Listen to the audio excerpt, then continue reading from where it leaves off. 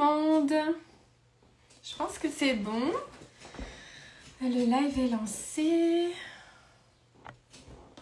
Je vais attendre que vous arriviez du coup. Hop là. Donc bonsoir, bienvenue à tout le monde. Hello Anne-Laure, hello Perrine. J'espère que vous allez bien.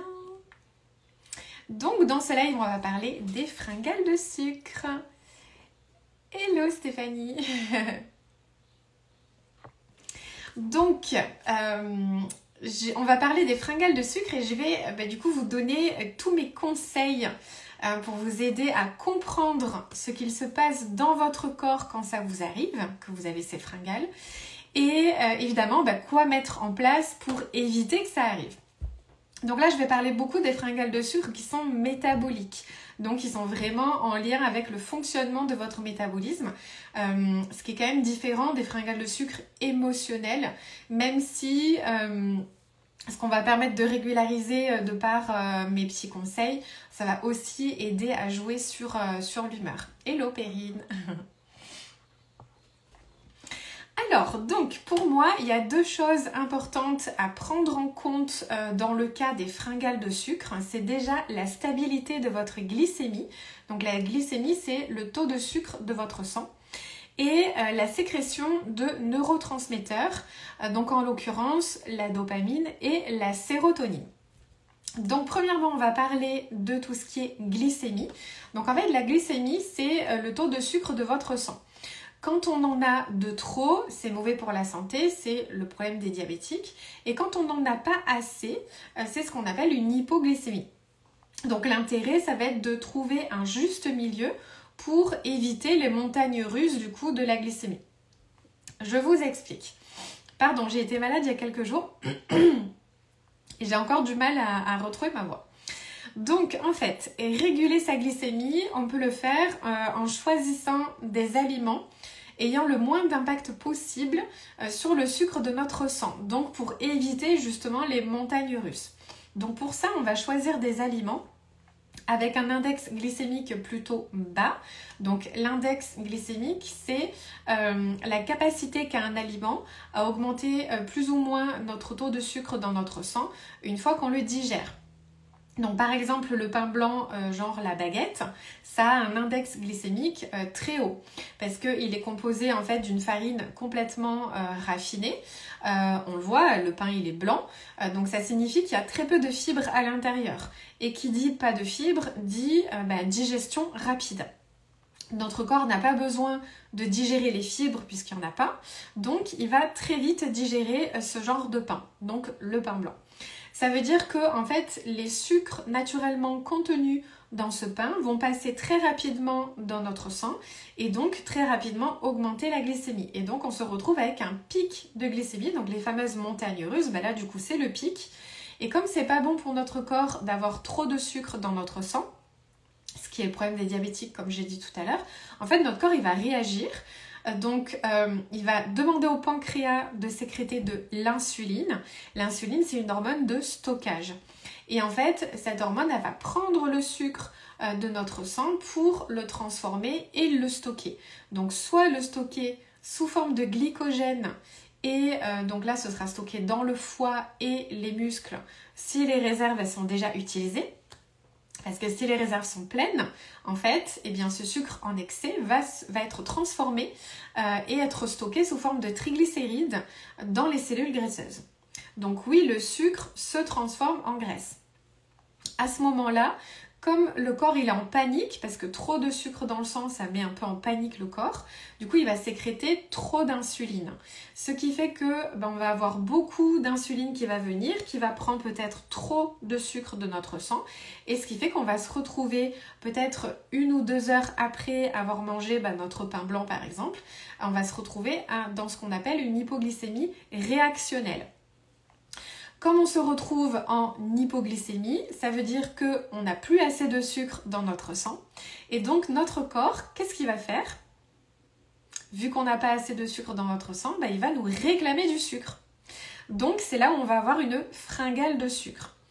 Et si à ce moment-là, on fait à nouveau de mauvais choix alimentaires, du coup, c'est la boucle infernale. Donc, on va se retrouver sans arrêt en pic, en hypo, en pic, en hypo, sans arrêt à avoir, en hypo, on a des coups de pompe, on a une envie de sucre, on a de la fatigue, ça peut mettre des vertiges, des tremblements.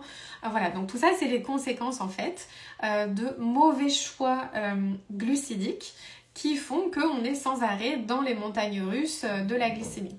Donc vous comprenez à quel point c'est important de réguler du coup sa glycémie, non pas que pour le poids ou les fringales de sucre, mais aussi pour la santé de manière générale. Parce qu'en fait, les conséquences d'une glycémie instable, ça peut être à court terme, comme je l'ai dit, du coup, de la faim, des fringales, de la fatigue, des migraines, des vertiges, coups de chaud, aussi des troubles du sommeil.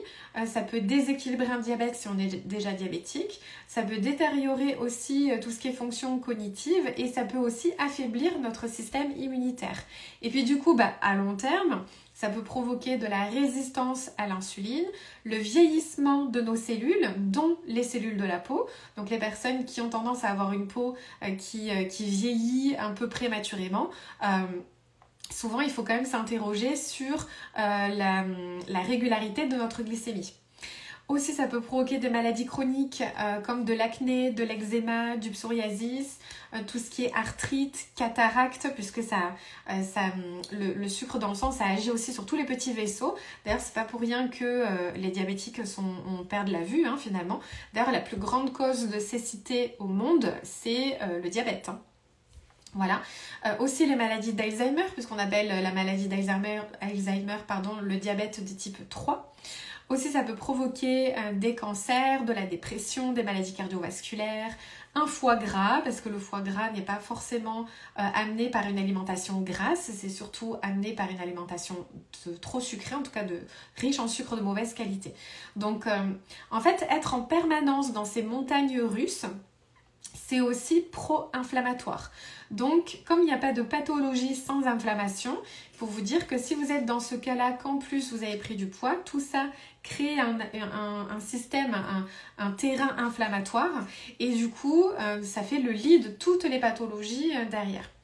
Donc, tout ça, c'est juste à cause d'un excès de sucre. Donc, les aliments à IG bas, donc index glycémique bas, ce sont déjà tous les aliments qui ne sont pas transformés. On va préférer le pain plutôt complet ou de seigle avec des farines les moins blanches possibles et on va préférer le pain plutôt que les cracottes parce que les cracottes, comme la céréale est soufflée, pouf, ça augmente tout d'un coup l'index glycémique. On va préférer les lentilles plutôt que les pâtes. Aussi, on va manger suffisamment de légumes à chaque repas pour apporter des fibres qui vont ralentir la digestion des sucres et donc éviter un pic de glycémie. C'est pour ça d'ailleurs que je conseille à toutes mes patientes de manger une crudité en début de chaque repas. C'est pour apporter ces fibres qui vont permettre au moment de la digestion de créer en fait un gel visqueux dans notre estomac sur lequel vont se coller du coup les sucres du repas et donc ça abaisse l'index glycémique du repas complet. Donc la petite crudité toujours au début du repas. Et aussi ce qu'on va faire, c'est éviter de manger des aliments isolément des repas. Par exemple, on va éviter de manger quelque chose de sucré tout seul dans l'après-midi.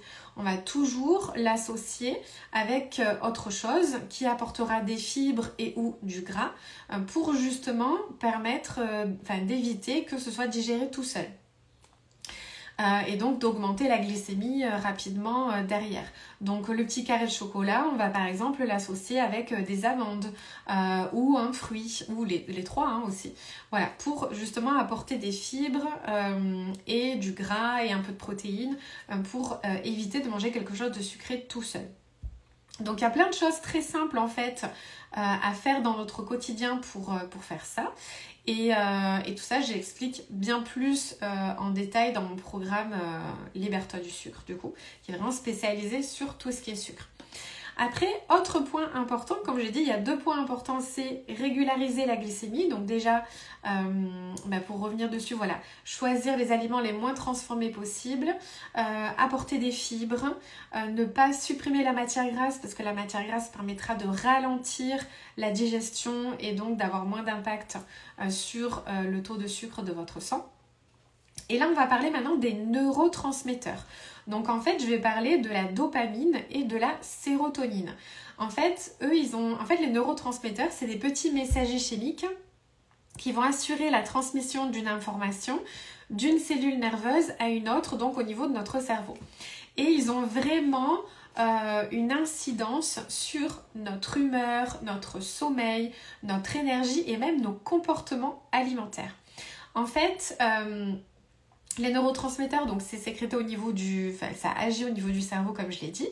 Donc forcément, quand on n'a pas les bons neurotransmetteurs au bon moment ou qu'ils ne sont pas assez présents, ça peut avoir des conséquences sur notre comportement alimentaire et même notre comportement tout court.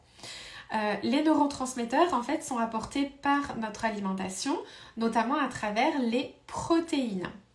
Et d'ailleurs, qui manque de protéines a envie de sucre. Donc c'est très important de retenir cette phrase, c'est que du moment où vous avez des envies de sucre, des fringales de sucre, au-delà du côté glycémie dont j'ai expliqué tout à l'heure, c'est qu'il y a aussi à voir votre apport de protéines. Et souvent, les femmes, on ne mange pas de protéines à chaque repas. Donc c'est important en fait ces neurotransmetteurs pour les fringales de sucre, donc la dopamine, la sérotonine, parce qu'elles vont réguler énormément de choses dans notre organisme et avoir des conséquences en fait sur notre comportement. Sachant que ce sont les protéines du coup qui permettent de fabriquer ces neurotransmetteurs, il est donc très important de veiller à bien équilibrer notre alimentation. Alors, par rapport à la dopamine, je vais vous expliquer déjà son rôle et après ce que vous pouvez ressentir si vous êtes en carence. Donc déjà, le rôle de la dopamine, c'est de nous donner de l'élan, nous doper comme son nom l'indique, nous donner un coup de boost, nous faire ressentir de la joie, de la confiance en soi, nous donner l'envie de faire. Donc c'est vraiment un neurotransmetteur, une hormone qui va nous activer, nous booster. On est carencé en dopamine si on a des envies de sucre toute la journée et surtout le matin, si on a du mal à sortir de notre lit, si on a envie de rien, si rien nous motive, si on a une perte de confiance en soi, une perte de concentration, des maux de tête notamment le matin ou même une perte de la libido. Alors, comment faire pour sécréter cette fameuse dopamine? Eh bien, comme je l'ai dit, il faut manger des protéines. Et dans les protéines, il y a en fait des acides aminés. Et il y en a un qui est particulièrement intéressant pour la sécrétion de dopamine. C'est un acide aminé qui s'appelle la tyrosine. En fait, cet acide aminé, il va aller dans le cerveau pour aider à sécréter la dopamine. Donc, vous comprenez bien que s'il n'y a pas de protéines, il n'y a pas de tyrosine et donc derrière, il n'y a pas de dopamine. Donc, attention, il y a quand même une condition importante pour que la tyrosine, elle passe bien dans le cerveau et donc permettre la sécrétion de dopamine derrière, c'est qu'en fait, il ne faut pas que le sang soit trop sucré. Si le sang est trop sucré, c'est pas la tyrosine qui va passer dans le sang et donc on va pas sécréter la dopamine derrière. Donc manger protéiné, parce que l'intérêt c'est de la sécréter le matin, donc manger protéiné le matin, oui, il vous faut ajouter votre protéine le matin au petit déjeuner, mais attention du coup de ne pas associer avec des sucres rapides, comme du pain blanc, comme de la confiture, comme du chocolat. Voilà, tout ça on va éviter le matin, on va les garder plutôt pour un autre moment de la journée et on va y revenir. Mais du coup c'est important pour que la dopamine soit bien sécrétée, d'apporter de la protéine, mais de faire attention au sucre que vous apportez en même temps. Donc de choisir des glucides, des féculents qui impactent le moins possible votre glycémie. Donc après, il y a aussi d'autres façons de booster notre sécrétion de dopamine, au-delà de l'alimentation. Donc ça va être de faire du sport, d'être en extérieur, de profiter de la nature et du soleil, de caresser un animal, de méditer, d'écouter notre musique préférée, mais aussi de réaliser ses objectifs et ses rêves. Donc d'où l'intérêt de ne pas se fixer des objectifs trop importants ou en tout cas de les découper en baby steps, je dirais, c'est-à-dire de mettre des petites étapes avant, justement pour nous permettre de se dire « Ah tiens, j'ai réussi cette étape » et pouf, on a un boost de dopamine. Donc ça permet de reprendre confiance en soi puisqu'on voit qu'on réussit, etc. Aussi, petite astuce supplémentaire, c'est que regarder les écrans dans la demi-heure qui suit ton réveil t'empêchera la sécrétion de dopamine. Donc quand on se réveille, on ne regarde pas le téléphone dans la demi-heure qui suit, on prépare son petit-déj, on se prépare, etc. Mais dans la première demi-heure, c'est très important de ne pas regarder les écrans, que ce soit la télé ou le téléphone ou la tablette, parce que du coup, les lumières en fait, de l'écran vont empêcher la sécrétion de dopamine au niveau du cerveau. Donc très important, c'est une astuce qui est autant importante que le côté alimentation. Après, concernant l'autre neurotransmetteur dont j'ai parlé, c'est la sérotonine. En fait, la sérotonine, contrairement à la dopamine qui, elle, va nous booster, la sérotonine, elle va nous apaiser, elle va nous calmer, elle va rendre notre humeur plus stable. Donc, en fait, tout simplement parce que la sérotonine, c'est aussi le précurseur de la mélatonine, qui est très connue dans les troubles du sommeil. Donc si vous avez un sommeil perturbé, veillez à votre apport de protéines donc pour vous permettre de sécréter justement cette fameuse sérotonine. Donc en plus, une bonne sécrétion de sérotonine permettra une bonne sécrétion de dopamine le matin suivant. Donc c'est vraiment un cercle vertueux. La sérotonine, elle est aussi en grande majorité produite au niveau de notre intestin, d'où l'importance d'avoir une flore intestinale riche et diversifiée pour justement la sécréter en certaines quantités. Parce que je crois qu'il y a plus de 90% de la sérotonine qui est sécrétée au niveau intestinal. Donc si vous avez une perméabilité intestinale ou une flore intestinale complètement déséquilibrée, pour le coup, vous n'arriverez pas à bien sécréter votre sérotonine. Alors, je vais vous expliquer les rôles de la sérotonine et puis ce que vous pouvez ressentir si vous êtes carencé. Donc, le rôle de la sérotonine, déjà, c'est de permettre d'avoir un sommeil réparateur puisque c'est le précurseur de la mélatonine, comme je l'ai dit. Aussi, la sérotonine va réguler votre appétit, réguler vos pulsions alimentaires, vous permettre d'avoir une pensée rationnelle et réguler votre horloge biologique. On peut être carencé si on a des envies de sucre vers 17h, si on a des sueurs nocturnes, si on est d'humeur changeante, si on a des insomnies, donc vous voyez c'est très lié au sommeil, si on est irritable, en colère, anxieuse, si on a des pensées négatives, si on fait des crises de nerfs, voilà, parce que c'est très lié aux humeurs en fait la sérotonine. D'ailleurs, notamment tout ce qui est dépression et suicide. On sait aujourd'hui que 100% des dépressifs sont carencés en sérotonine. Donc d'ailleurs, il y a beaucoup de traitements anxiolytiques et antidépresseurs. L'objectif de la molécule du médicament, ça va être d'agir sur cette sérotonine. Donc si on peut déjà l'avoir de manière naturelle dans le quotidien grâce à l'alimentation, c'est quand même plutôt pas mal. Alors, comment faire pour bien la sécréter? Encore une fois, il faut manger des protéines. Et là, il y a un acide aminé en particulier qui est intéressant justement pour cette sécrétion de sérotonine, ça va être le tryptophane.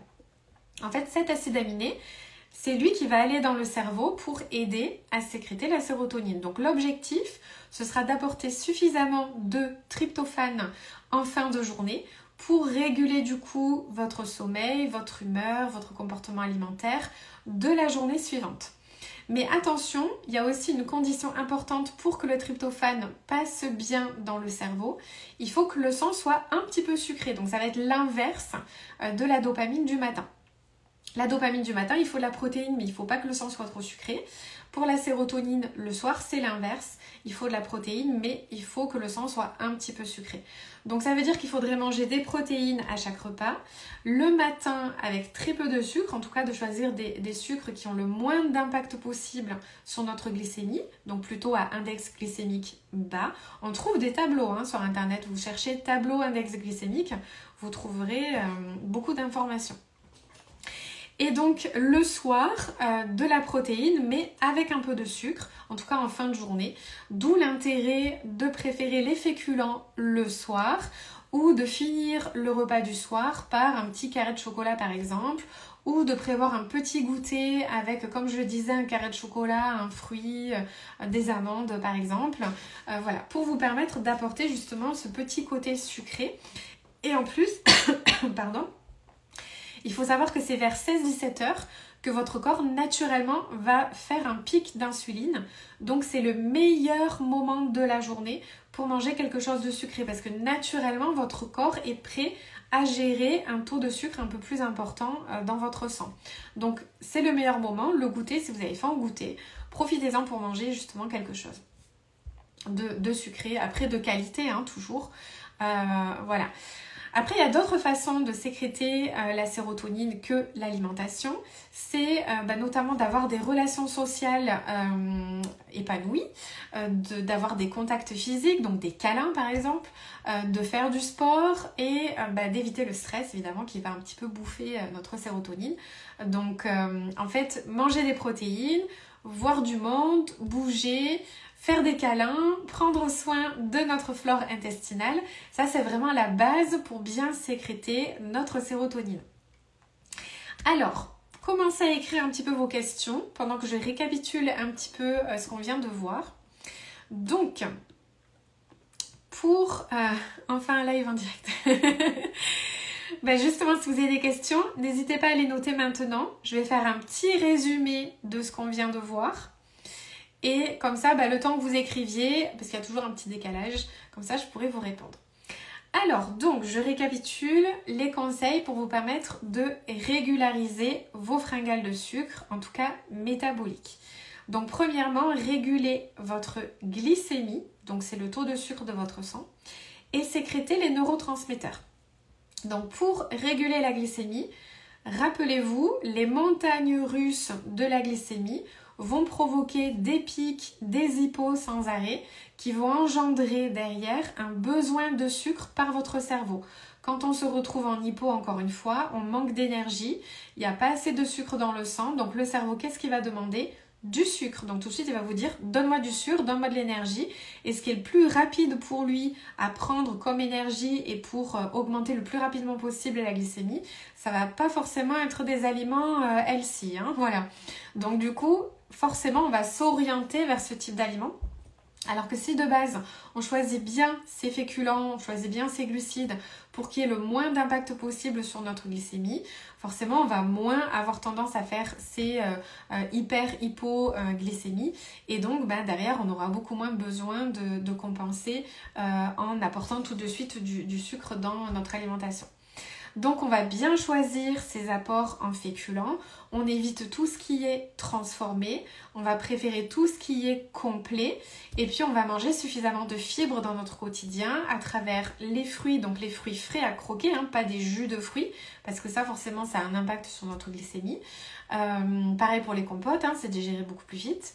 Alors que le fruit qu'on va croquer, il y a les fibres à l'intérieur, elles sont crues, ça va nous demander un temps de mastication, un temps de digestion. Donc le sucre compris à l'intérieur mettra beaucoup plus de temps à passer dans le sang. Et on va éviter tout ce qui est transformé, même si c'est soi-disant diététique. Notamment, je pense à tout ce qui est galettes de riz soufflé, soi-disant bio-diététique, etc. Même si dans les ingrédients, en effet, il n'y a pas de gras, il n'y a pas de sucre ajouté, comme c'est soufflé, ça va être digéré très rapidement par votre organisme et ce sera digéré de la même façon que si vous veniez de boire un verre de sirop, en fait. Hein, voilà. Donc c'est vraiment très important de préférer les aliments les moins transformés possibles. Et puis de rajouter des fibres comme j'ai dit tout à l'heure par rapport à la crudité, d'avoir une petite crudité au début de chacun de vos repas. Déjà ça vous apporte des vitamines fraîches, hein, parce que les légumes cuits c'est bien, mais ça fait toujours des trucs comme ça. Donc oui, des vitamines fraîches, c'est très bien. Et du coup ça permet voilà, d'apporter des vitamines fraîches comme je disais, parce que finalement tout ce qui est légumes cuits c'est bien, il en faut, mais il y a une perte de vitamines au moment de la cuisson. Donc le fait de rajouter des légumes crus au début de chacun de nos repas, ça nous apporte des vitamines, des fibres qui sont très bonnes pour la santé intestinale forcément. Et donc pensez-y pour la sécrétion de sérotonine. Et évidemment tout ce qui est satiété, parce que du coup le fait de manger la crudité en premier, ça va nous caler, donc ça permet de répartir les apports caloriques sur tout le repas plutôt que uniquement sur un plat principal qui est le moment le plus calorique du repas et c'est tout à fait normal. Mais du coup, ça permet de répartir les apports. Et du coup, ça permet aussi, de par l'effet fibre de la crudité, d'avoir un effet rassasiant. Et puis, sur ces fibres, ça va former un gel visqueux en fait quand vous allez bien mâcher et commencer la digestion dans l'estomac. Et donc, sur ces fibres, sur ce gel visqueux, vont se coller les sucres de votre repas. Donc, du coup, ce sucre passera beaucoup moins vite dans le sang et donc il y aura beaucoup moins d'impact sur votre glycémie. Donc, les légumes, les fruits crus, le plus naturel possible. Tout ce qui est féculent de préférer, les féculents complets, les féculents naturels comme le quinoa, les légumineuses, les lentilles, les pois cassés, les pois chiches. Voilà, vraiment le moins raffiné possible. Évidemment, dès que vous prenez du bio, prenez du complet, dès que vous prenez du complet, prenez du bio. Voilà, pour éviter quand même les pesticides qui se trouvent en général sur l'enveloppe des céréales. Donc ça, c'est vraiment pour régulariser la glycémie. Et ensuite, sécréter les bons neurotransmetteurs. Donc je vous fais un petit récap. C'est-à-dire de manger suffisamment de protéines à chacun de vos repas, donc petit-déj, midi et soir, en évitant le sucre le matin pour bien sécréter la dopamine qui va vous doper, vous booster, vous donner l'envie de faire, régulariser vos fringales de sucre, vous donner confiance en vous. Et puis on va préférer la petite note sucrée en fin de journée, au goûter par exemple, ou le petit carré de chocolat au repas du soir. Voilà. Mais toujours la protéine à chacun des repas, c'est important pour apporter les bons acides aminés et associer aux glucides, enfin aux féculents du coup qu'il faut justement pour vous permettre d'avoir la bonne glycémie au bon moment. Alors, est-ce que vous avez des questions? Alors Mathilde, je bois les infos tellement enrichissantes. Ah, merci beaucoup. J'ai pas de questions. N'hésitez pas à poser vos questions parce que du coup, c'est la fin de ce live. Donc, n'hésitez pas à poser vos questions. Les personnes qui regardent dans le replay, mettez vos questions en commentaire. Comme ça, je pourrai y répondre. Et puis, évidemment, toute cette prise en charge, ça correspond, toutes ces informations, à tout ce que je délivre dans tous mes accompagnements. En fait, c'est vraiment pour moi la base. Tout ce qui est santé intestinale, régulation de la glycémie, sécrétion des neurotransmetteurs. C'est vraiment quelque chose que je transmets à chacune de mes patientes. Elles sont toutes au courant du coup du fonctionnement de leur corps de cette manière et ça leur permet du coup de pouvoir appliquer ce qu'elles ont appris, d'appliquer ces informations dans leur quotidien et de régulariser énormément de choses vis-à-vis de leur poids, vis-à-vis de leur comportement alimentaire. Voilà, il y a de belles évolutions, je vois, dans mes patientes. Et donc, notamment, ça, c'est des notions que je transmets à chacune d'entre elles. Et l'objectif, c'est qu'elles deviennent autonomes via leur alimentation, justement, qu'elles sachent comment fonctionne leur corps, quoi faire, comment équilibrer, etc. Et du coup, c'est ce que je vais mettre en place aussi dans le programme. Et j'en parlais en story tout à l'heure. Je suis en train de créer un programme parce que là, je suis complète au niveau des consultations en individuel jusqu'à, je pense, septembre-octobre. J'ai pas de date précise à vous donner, malheureusement. Ça dépend un petit peu des avancées de mes patientes. Et donc pour éviter de dire non je suis complète ou il faut attendre 3 mois du coup je suis en train de créer un programme qui sera un accompagnement de groupe. Donc j'en ai parlé un petit peu en off à toutes les personnes inscrites à ma newsletter, à toutes mes patientes aussi. C'est un programme qui démarre en juin, ce sera donc un accompagnement de 6 mois. Et ce sera en petit groupe de 10 personnes. Donc je prendrai 10 femmes du coup. Alors il y a déjà 5 places qui ont été prises en off du coup. Parce que si vous êtes inscrite à ma newsletter et tout, vous aurez toujours toutes les infos en avant-première. Et j'en parle officiellement sur mes réseaux sociaux à partir de mercredi. Maintenant, si vous avez des questions avant, vous pouvez m'envoyer un petit message en privé. Il n'y a pas de souci, je vous donnerai le lien justement de la page de présentation de ce programme. Voilà, et donc dans ce programme on parle en effet tout ce qui est alimentation anti-inflammatoire, la régulation des neurotransmetteurs, du poids. Voilà, c'est un programme très très complet, il y a une 50aine de vidéos, plus il y aura des lives d'accompagnement tous les 15 jours pendant 6 mois. Voilà. Donc si je vois qu'il n'y a pas de questions, c'était très clair, merci beaucoup. Anne-Laure, merci pour ton message. Les personnes qui regardent le replay, n'hésitez pas à mettre en commentaire vos questions ou à venir me voir en message privé si besoin. Et écoutez, je vais vous libérer. Je pense que vous avez bien apprécié le sujet de célèbre parce que vous étiez quand même assez nombreux comparé à d'autres sujets que je peux faire. N'hésitez pas évidemment à me soumettre vos idées pour des prochains lives. Donc là, j'ai déjà l'idée du live parce que c'est tous les 15 jours.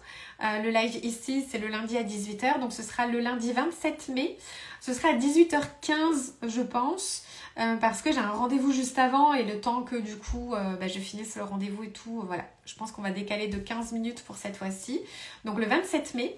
Et j'ai travaillé tout à l'heure justement le sujet et ce sera sur le microbiote. Donc ce que vous devez absolument savoir par rapport à la santé intestinale, par rapport à la perte de poids, puisque une flore intestinale déséquilibrée peut vous empêcher de perdre du poids, voire peut vous faire prendre du poids.